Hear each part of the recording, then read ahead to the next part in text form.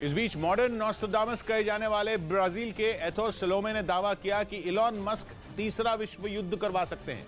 France के Nostradamus की भविष्यवाणियां सच होने का दावा किया जाता है। ब्राजील के एथोस की भी कई भविष्यवाणियां सच होने का दावा किया गया और इसीलिए एथोस की तुलना नॉस्ट्राडामस से की जाने लगी और एथोस सलोमे को मॉडर्न नॉस्ट्राडामस कहा जाने लगा, जिन्होंने इस बार इलॉन मस्क से जुड़ा बड़ा दावा किया और भविष्यवाणी की कि अमेरिकी बिजनेसमैन और दुनिया के सबसे अमीर लोगों में एक मस्क तीसरे विश्व युद्ध का कारण बन सकते हैं। जिंदा नॉस्ट्राडामस की यह भविष्यवाणी चौंकाने वाली है, क्योंकि उनका कहना है कि मस्क ईसा मसीह के दुश्मनों से लड़कर तीसरे विश्व युद्ध की शुरुआत कर सकते हैं और नाइट्स टेम्पलर यानी धार्मिक सैनिक बन सकते हैं। साल 1099 के युद्ध के दौरान फ्रांस ने तीर्थयात्रियों की रक्षा के लिए एक सेना बनाई थी, जिसके सैनिकों को नाइट्स टेम्पलर कहा जाता था और मॉडर्न नॉस्ट्राडामस ने मस्क के उन्हीं सैनिकों से तुलना कर दी।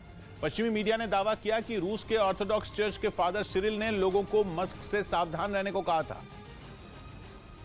क्योंकि उन्हें लगा कि लोग उनकी तकनीक के गुलाम बन जाएंगे और ऐसा हुआ भी, क्योंकि वो पूरी दुनिया में इंटरनेट की सुविधा पहुंचाने में लगे हुए हैं और मॉडर्न नॉस्ट्राडामस ने फादर सिरिल की उसी चेतावनी को अपनी भविष्यवाणी का आधार बनाया, क्योंकि माना जा रहा है रूस के धर्मगुरु इस बात को समझ गए थे कि मस्क का तकनीक की दुनिया का मास्टर बनना रूस को मुसीबत में डालेगा और अमेरिका को फायदा पहुंचाएगा, क्योंकि अपनी इसी तकनीक से मस्क रूस को मात देंगे। वो रूस जिसने यूक्रेन में जंग छेड़कर अमेरिका से खुली दुश्मनी मोल ली और दुनिया दो धड़ों में बढ़ गई।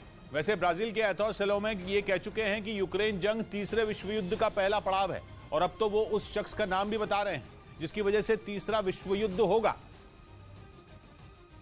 और वो शख्स कोई और नहीं बल्कि मस्क है।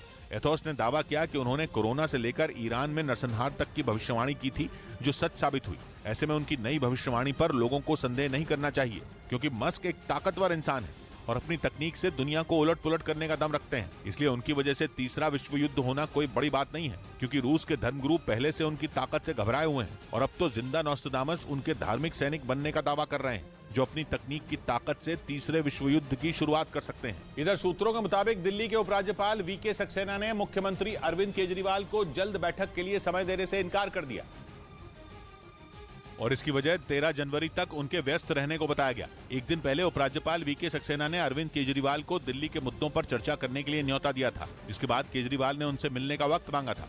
उधर उत्तराखंड के जोशीमठ में सेंट्रल बिल्डिंग रिसर्च इंस्टीट्यूट की टीम की अगुवाई में कुछ खतरनाक इमारतों को गिराने का काम शुरू हो गया।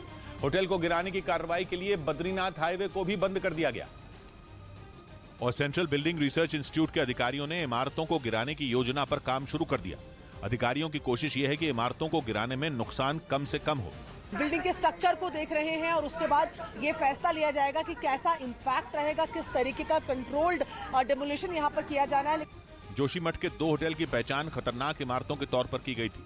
इसके लिए बड़ी बड़ी मशीनें पहुंच गई। अधिकारियों ने नुकसान का आकलन करना शुरू कर दिया। माना जा रहा है कि इमारतों को गिराने की कार्रवाई 2 दिन तक चल सकती है। दोनों होटल गिराने की कार्रवाई शुरू करने